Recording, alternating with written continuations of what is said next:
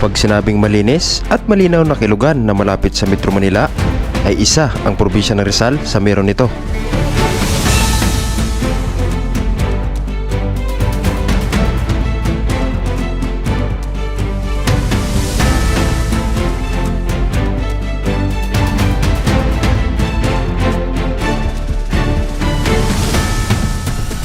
Kaya sa episode nito ay magsusulo tipid motorcycle adventure tayo at maghanap tayo ng spot na pwede nating pagtambayan na libre at walang bayad.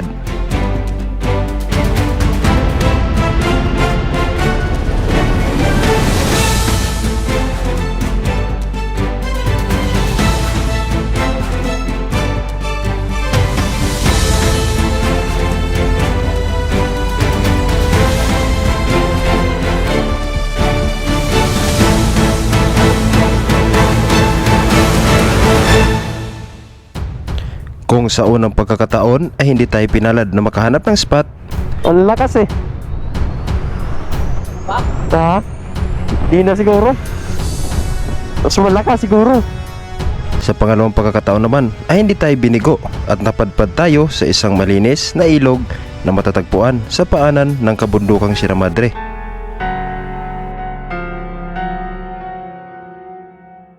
Pero bago natin marating ang spot na ito, ay ito ang simula ng kwento ng ating biyahe.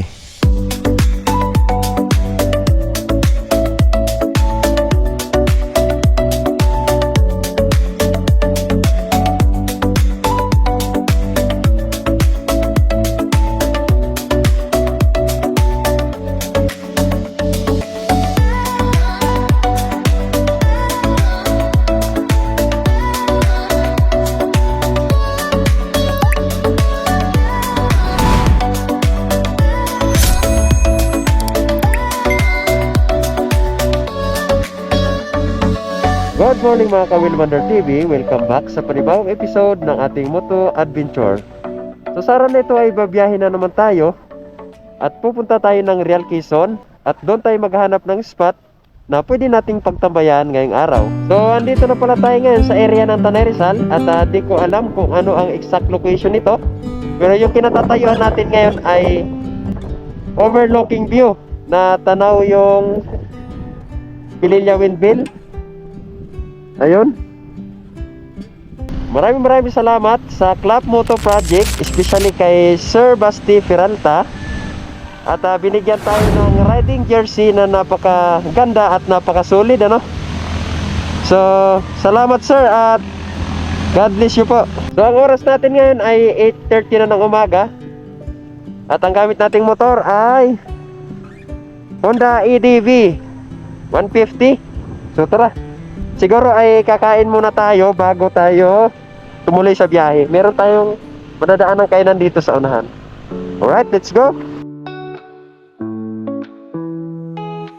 I so heavy in the night, can't find the strength to fight.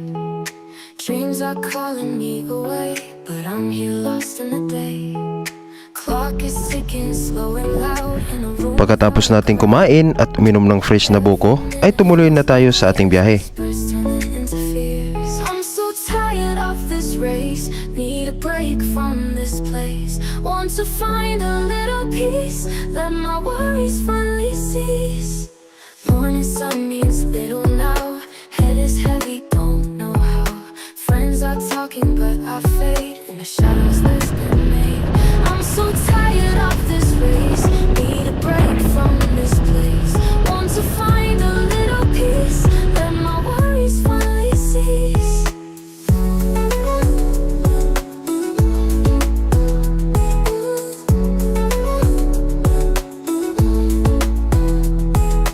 At nang maratingan natin ang bayan ng Infanta Quezon, ay dito na nagsimulang umambon at nagparamdam ang malakas na hangin. Grabe yung hangin dito sa parting Infanta. Napakalakas.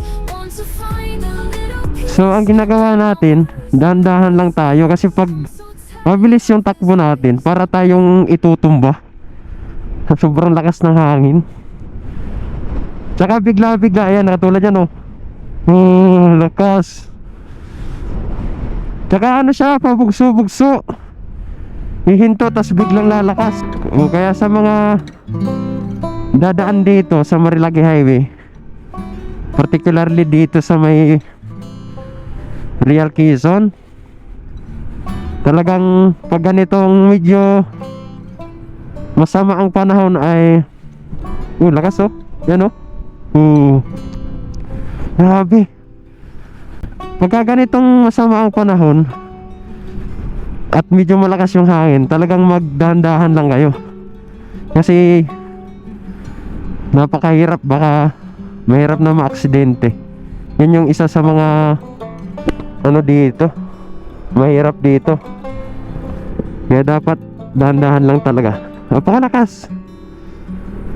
Parang may bagyo. May bagyo ba tayo ngayon? Hindi ko nakita yung weather updates kung anong meron ngayon. Parang may bagyo eh. Ang lakas ng hangin dito. Tsaka naambon dito. Sobrang lamig. Sana di tayo abutan ng malakas na ulan. Alright, let's go. Biyahe tayo ulit.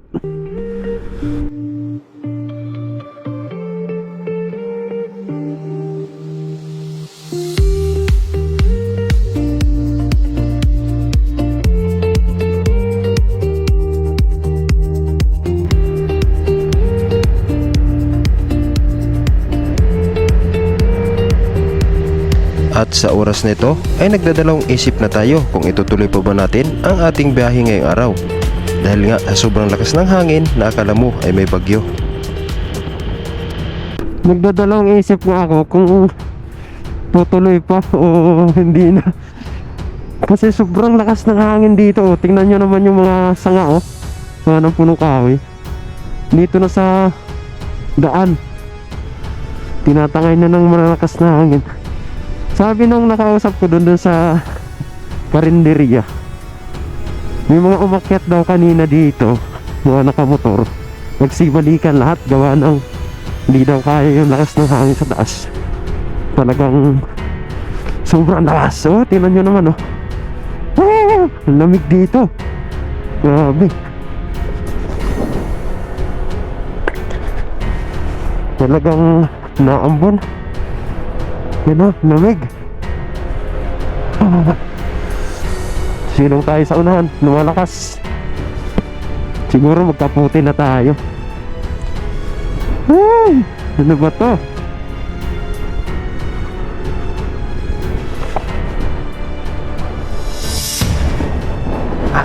Yan o, lakas.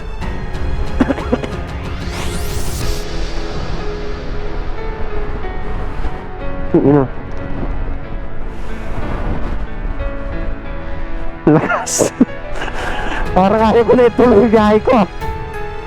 Ang lakas eh. Ha? Di na siguro. Mas malakas siguro. Dami. May bagyo siguro. At nang marating nga natin ang kilometer 90, ay dito na nga tayo nagdesisyon na hindi na natin ituloy pa ang ating biyahe papuntang Real Quezon. Dahil lalong lumakas ang hangin at marami na ring mga motorista ang bumalik. Dito na tayo sa KM90. At sumilong muna tayo dahil lumakas na lang. Yan, ipapakita ko sa inyo. Ano, napakalakas ng hangin dito. Lakas ng hangin. So, siguro, dito na lang muna tayo. Tapos, medyo kainain natin yung ulan. Saka tayo babalik kasi mababasa tayo. So hindi na tayo tutuloy ng Real Quezon dahil ayon dun sa nakausap natin na galing doon ay malakas na yung ulan tsaka yung hangin. At napagdesisyonan natin na humanap na lang ng alternatibong spot na pwede nating pagtambayan. So time check, 12:05 din ang tanghali. At binabaybay natin itong daan papuntang Daraitan. So dapat ay nasa Real Quezon tayo ngayon. Kaso nung pagdating natin sa parting Infanta o mismo dun sa may kilometer 90 ay napakalakas ng ulan tsaka napakalakas ng hangin. So yun, di na tayo tumuloy ng Real Quezon dahil marami na ring riders ang bumalik gawa ng malakas na yung hangin doon tsaka yung ulan. So negative tayo ngayon doon. So dito muna tayo maghanap ng spot sa parting Daraitan. So dito medyo makulimlim pero di naman malakas yung hangin. So try natin dito. Dito ay malamig pa rin ang simoy ng hangin. Bali hindi tayo first time dito. Ito yung pangalawang pagkakataon na mapuntahan itong Daraitan. So tingnan natin kung makakapagligo tayo ng libre. Sana malinaw yung tubig ngayon.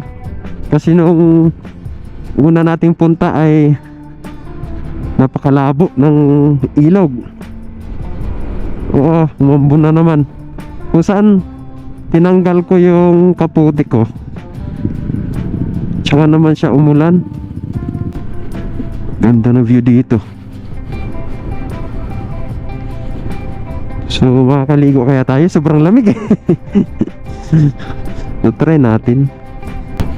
So yung klimang ganito, natural na to sa Rizal or sa Infanta man. Ganito daw talaga ang klima dito. Kanina ang init, tas biglang ganito na naman. Oh, ang lamig.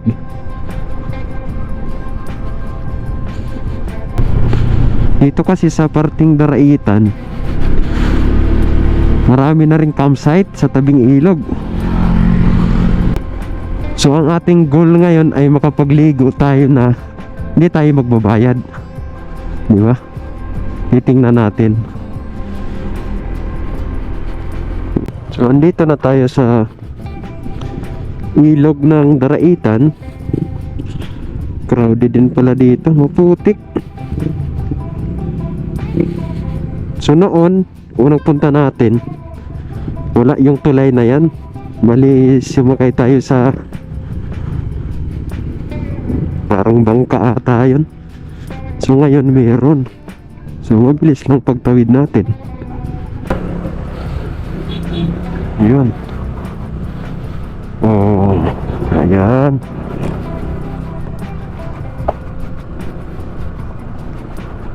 Linaw ng tubig ngayon. Ng mga nakaraang punta natin dito,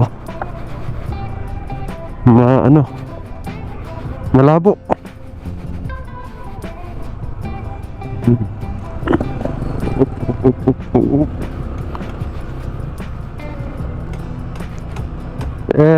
Turn on. Oh, may babayaran ba tayo? 20 po sa motor. 20. So dito pala ay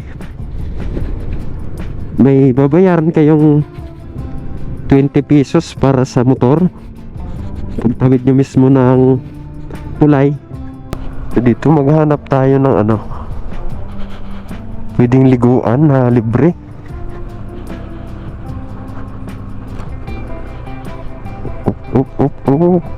Parang may daan dun sa kabila.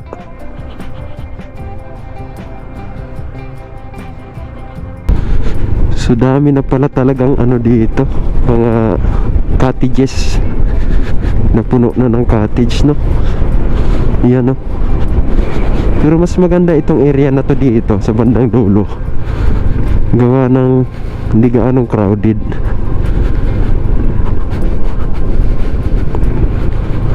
So tingnan pa natin yung pinakadulo. Na tayo sa may Daraitan. Nakahanap tayo ng spot na wala gaanong tao at tatawid tayo nga ng ilog. Napakalinaw ng tubig dito, guys. Yan nyo.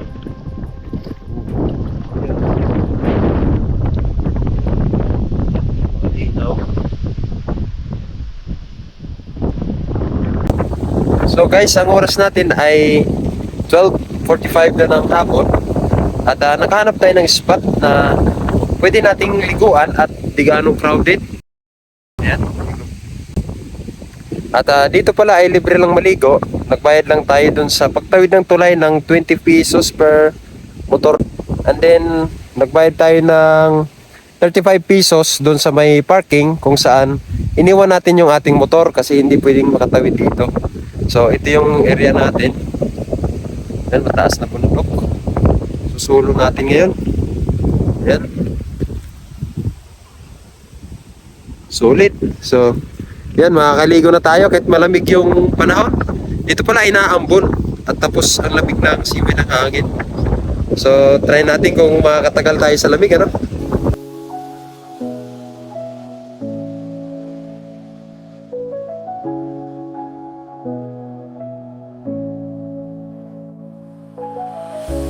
Whispered words in the dark. Close your eyes, feel the spark. Hidden tales in the night.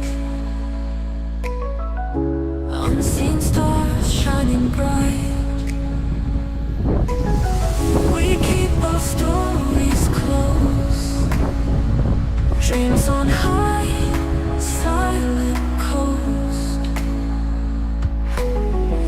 Locked away deep inside. In the shadows we reside. Shared secrets we hold tight. In the silence of the night. Promises stay unbroken. In the whispers unspoken. So ngayong araw ay wala tayong camping dahil short tayo sa oras. At ganoon lang naman ang magiging setup natin. Kapag wala tayong camping ay mag-explore tayo sa mga lugar na pwede nating pagtabayan na libre at wala tayong bayad, di ba? At ito yung spot natin. Napakasulit. Pakalinaw ng ilog. So maliligo lang tayo at pagkatapos ay uuwi na rin. So bago tayo next time, magka-camping naman tayo. Alright?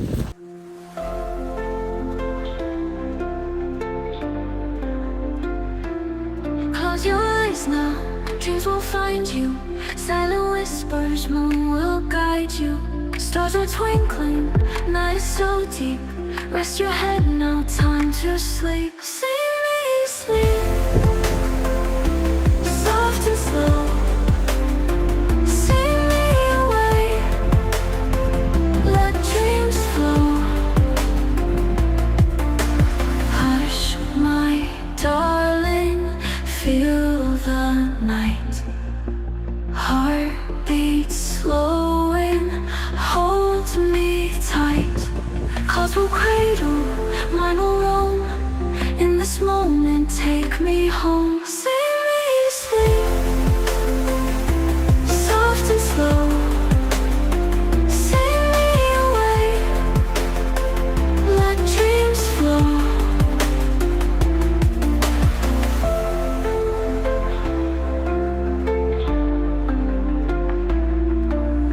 Hush, my darling, feel the night. Heartbeat slowing, hold me tight. Clouds will cradle, mine will roam. In this moment, take me home. See me sleep, soft and slow. See me awake, let dreams flow.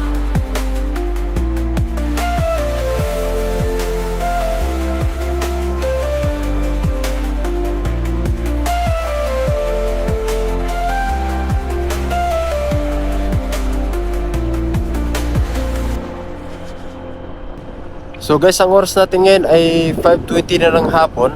At ngayon ay pauwi na tayo. So hanggang dito na lang muna yung ating episode ngayong araw. Salamat sa panonood. Ride safe always. Laging tatandaan, God is good all the time.